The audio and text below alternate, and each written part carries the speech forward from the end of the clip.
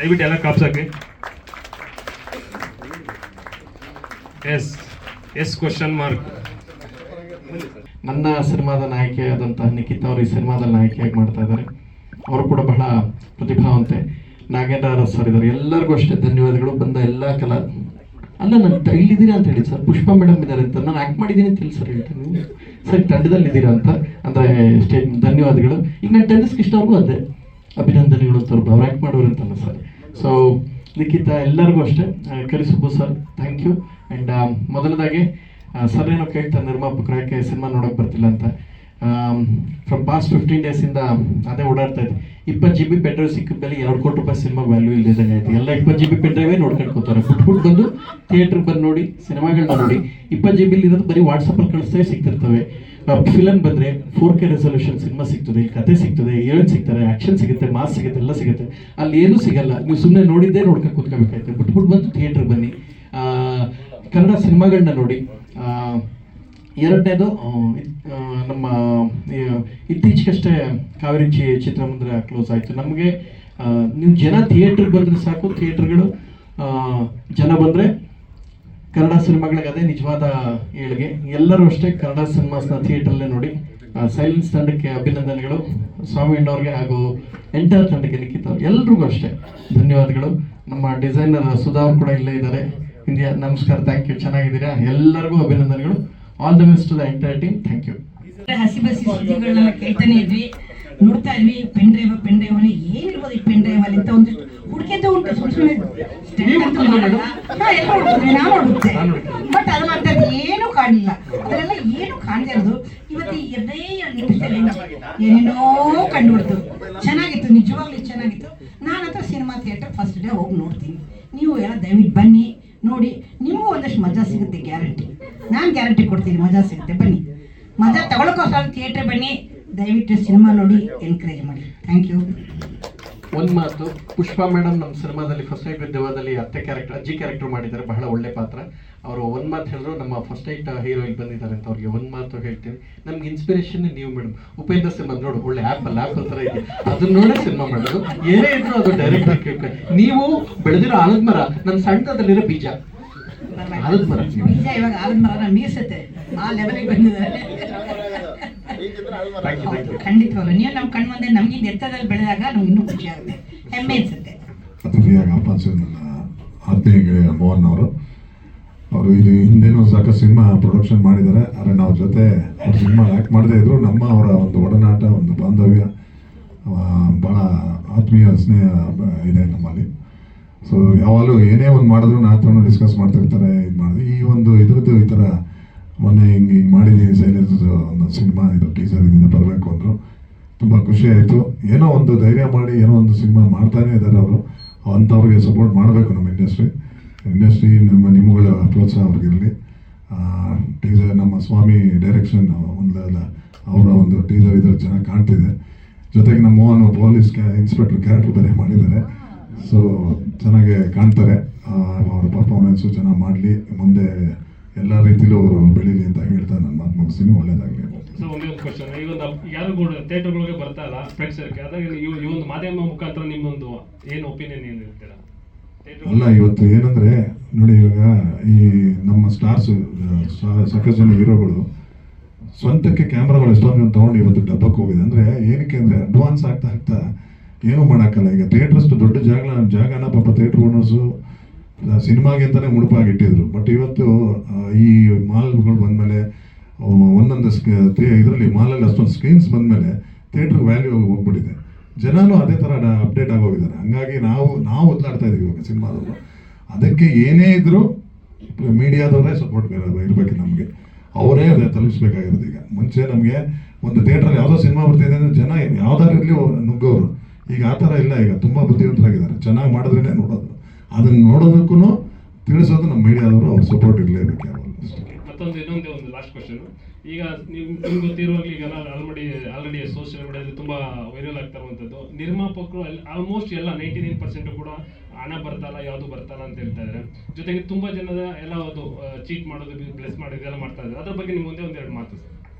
ಅದೇ ಈಗ ನೋಡಿ ಎಲ್ಲಾದ್ರಲ್ಲೂ ಒಂದು ಟ್ರೇಡ್ ಮಾರ್ಕ್ ಅಂತ ಇರುತ್ತೆ. ಈಗ ನೋಡಿ ನಾವು ಡಿಸ್ಟ್ರಿಬ್ಯೂಟರ್ಸಲ್ಲಿ ಸಾಕಷ್ಟು ರೀತಿಯಾದ ಡಿಸ್ಟ್ರಿಬ್ಯೂಟರ್ಸ್ ಇದ್ದಾರೆ. 10 ಲಕ್ಷಕ್ಕೂ ಸಿನಿಮಾ ರಿಲೀಸ್ ಮಾಡ್ಕೊಡ್ತೀನಿ ಅಂತಾರೆ.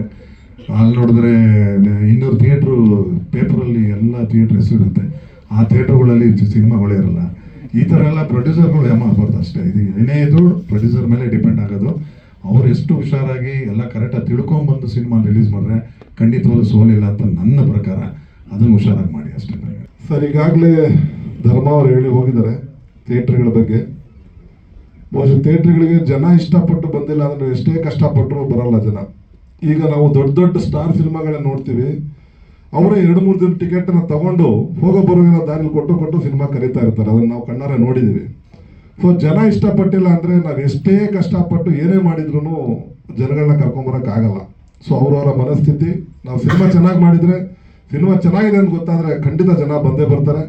ಅದಕ್ಕೆ ಮೇಯ್ನ್ ನಾವು ಏನು ಮಾಡಿದ್ದೀವಿ, ಸಿನಿಮಾ ಅದು ಚೆನ್ನಾಗಿದೆ ಇಲ್ಲ ಅಂತ ತೋರಿಸೋದು ನಮ್ಮ ಮಾಧ್ಯಮ ಮಿತ್ರರು. ಅವರೊಂದು ಒಂದೊಂದು ಚಿಕ್ಕ ಸೆಂಟೆನ್ಸ್ ಕೂಡ ಬಹಳ ಇಂಪಾರ್ಟೆನ್ಸ್ ಆಗುತ್ತೆ.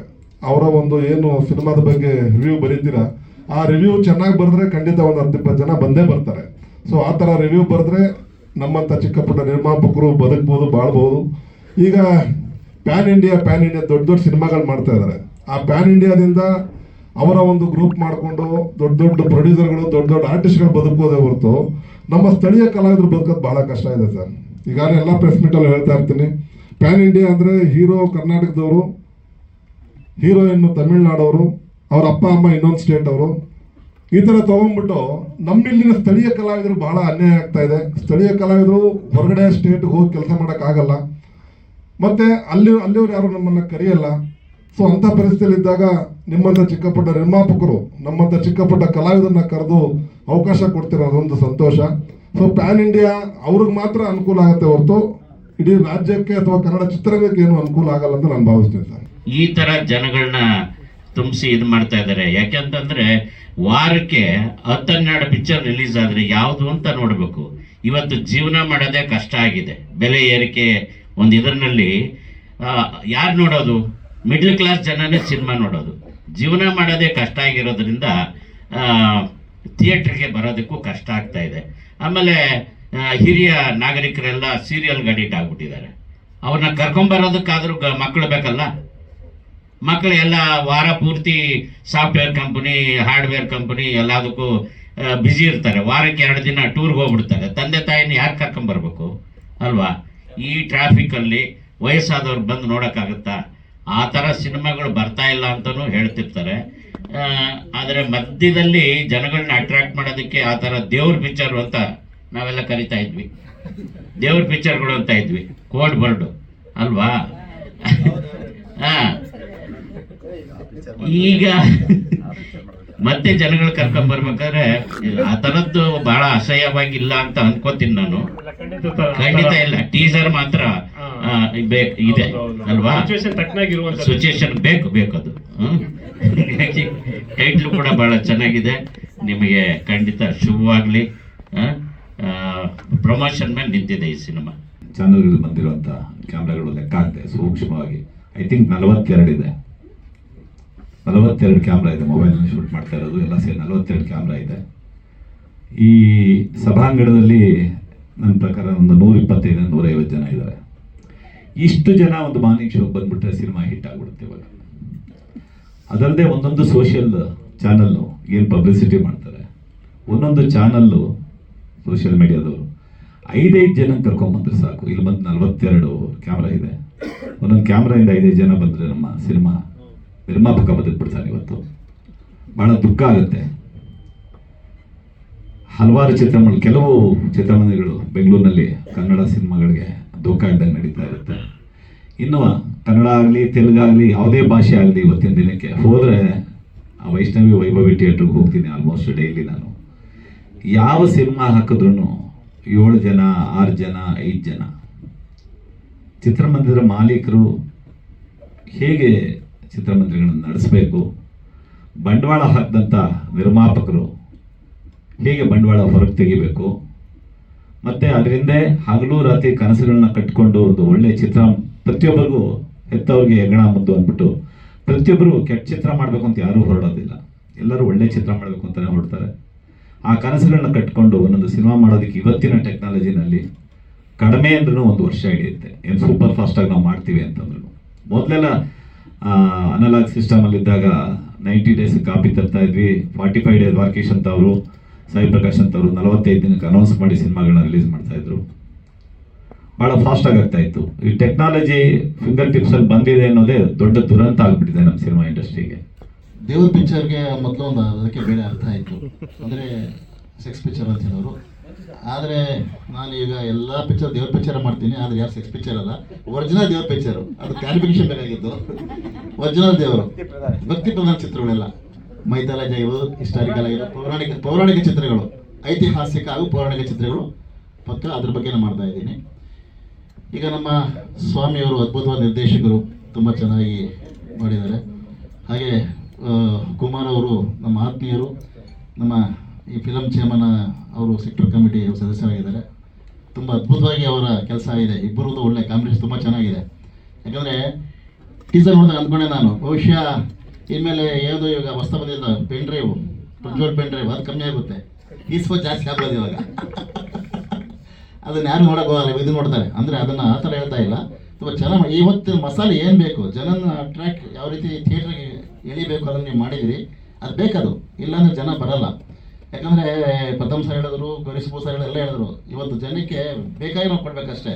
ನಾವು ಬೇಕಾಗಿರೋದು ಕೊಟ್ಟರೆ ಜನ ತಗೊಳಲ್ಲ.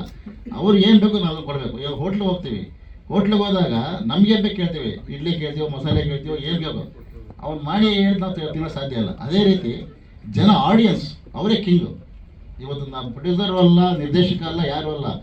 ಒಬ್ಬ ಕಿಂಗ್ ಅಂದರೆ ಫಿಲಮ್ ಮೇಕರ್ ಅಂದರೆ ನಿಜವಾಗ್ಲೂ ಒಬ್ಬ ಪ್ರೇಕ್ಷಕ. ಅವನು ಒಪ್ಪಿದ್ರೆ ಮಾತ್ರ ಒಬ್ಬ ನಿರ್ದೇಶಕ ಉಳಿತಾನೆ, ಇನ್ನೊಬ್ಬ ಉಳಿತಾನೆ, ಇಡೀ ಚಿತ್ರರಂಗ ಉಳಿತದೆ. ಹಾಗಾಗಿ ನಾವು ಪ್ರೇಕ್ಷಕರಿಗೆ ಏನು ಬೇಕು ಅದನ್ನು ನಾವು ಕೊಡಬೇಕಷ್ಟೇ. ಹಾಗಾಗಿ ಪ್ರೇಕ್ಷಕರ ಹೊರತಾಗಿ ಸಿನಿಮಾ ರಂಗ ಇಲ್ಲ.